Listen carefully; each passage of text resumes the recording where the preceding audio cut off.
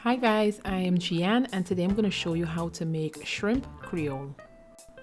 If this is your first time here and you like what you see, please take the time to subscribe to my channel and let's get started.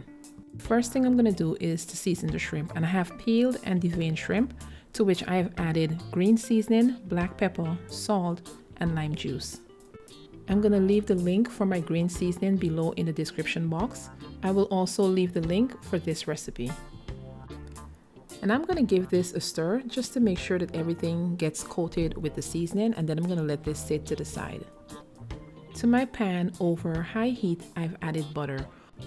Once the butter is melted, I'm going to add finely diced celery, red and green bell pepper, and onion.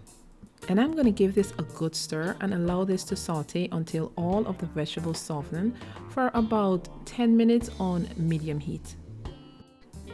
Once the vegetables have softened, I am going to add diced tomatoes and finely crushed garlic.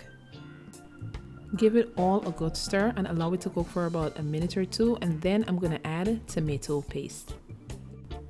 And I'm going to stir it all together just to make sure that that tomato paste gets nicely distributed. And then I'm going to allow it to cook for about 2 to 3 minutes before adding water. Once I've added the water, I'm going to give it a good stir and allow it to come to a boil. And I'm not adding a lot of liquid just because once we add the shrimp will release some liquid as well. And I'm going to add in fresh thyme and allow this to cook.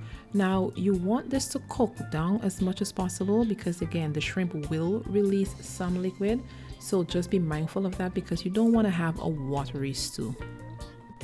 So once that mixture has cooked down and it's nice and thick, I am going to add the shrimp and just give this all a good stir.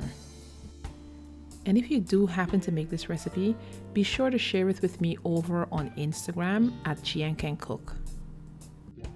Now at this point, I'm going to add a little bit more salt. You can also add a hot pepper such as a wiri pepper or Scotch bonnet, and just stir this around. And I'm just going to let this cook for about an additional 10 minutes. You do not want it to cook too long because shrimp can become very rubbery. Once it's done, I'm going to remove it from the heat, garnish with freshly chopped parsley, and serve it over white rice. This is such a quick and easy but delicious meal.